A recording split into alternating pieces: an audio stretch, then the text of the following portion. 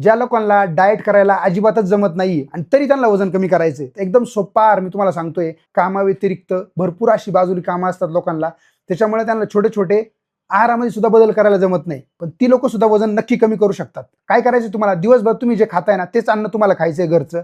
फक्त काय करायचंय, बाहेरचं काहीच नाही खायचंय तेलकट वगैरे.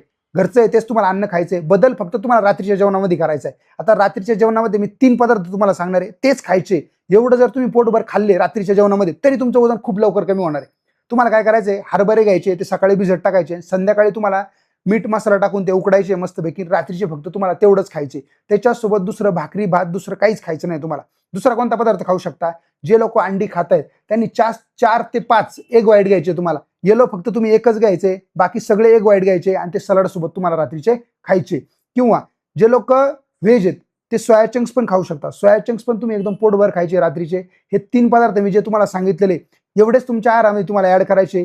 एवढे जर तुम्ही ऍड केले तर तुमचं वजन खूप लवकर कमी होणार आहे. फक्त दिवसभर जास्त प्रमाणामध्ये खाऊ नका आणि रात्रीच्या जेवणामध्ये एवढा छोटासा बदल करा. थोडं थोडं का होईना तुमचं वजन कमी व्हायला सुरुवात होणार आहे.